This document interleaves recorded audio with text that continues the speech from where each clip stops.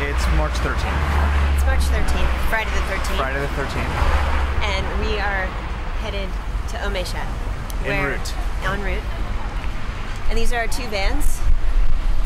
This one is full of donations. 4点. We've got a pile of dictionaries, 6,000 kwai worth of dictionaries, and 668 kwai worth of medicine for athlete's foot. That's what the school needed, they said. Athlete's foot. We're going to make sure and wear shoes at all times. This one will be full of the people that are part of this project, which include myself, Dave Liang, Shanghai Restoration Project. Luke's gonna be, Luke's the man with the camera. And it's his birthday. That's true, happy birthday, Luke. He reminded me of that early this morning.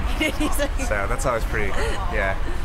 And then we have Amanda Kowalski taking photographs. Yep, we got our driver with two drivers, and we got Li Jiahao, that's who right. is the translator and the project assistant with Sichuan Quake Relief, yes. who is our connection to this school.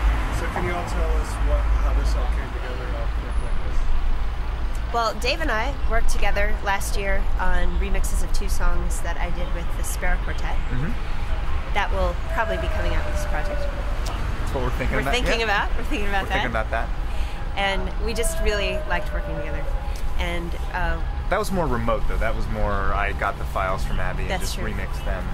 And we were talking about this, we've probably only met in person 3 or 4 times before coming to China, so I wouldn't recommend that to anybody. Yeah. It's working out well for us, right? So far, so good. Yeah, okay. Yeah, that's right.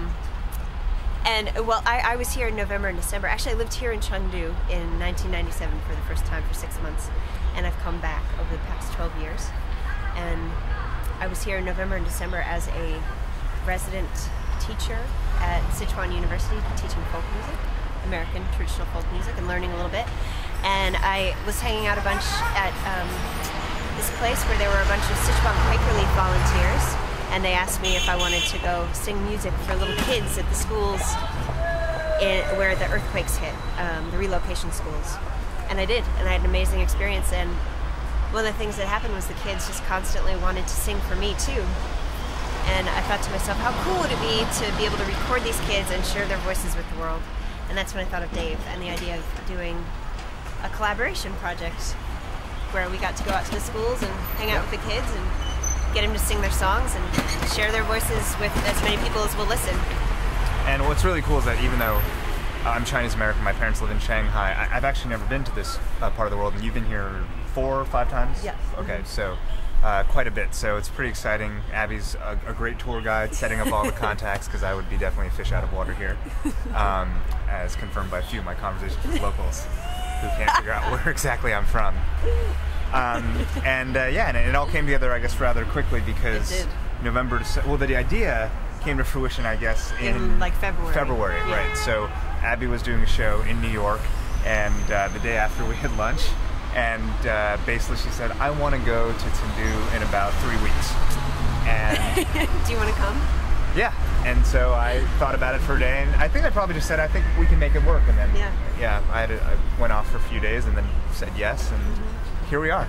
So let's see what happens. In between trips to Europe, LA, and producing a Japanese pop artist. Yes, that's true. He's spending a few weeks here in Sichuan Province. And the whole idea is that within the 3 weeks that we're here, March 11th, March 12th through March 28th, we are going to take the project from beginning to end. So we're going to record the kids in the next few days at Omeishan, and then we're going to come back here and do a bunch of post-production and create a CD to release on May 12th, the year anniversary of the earthquake.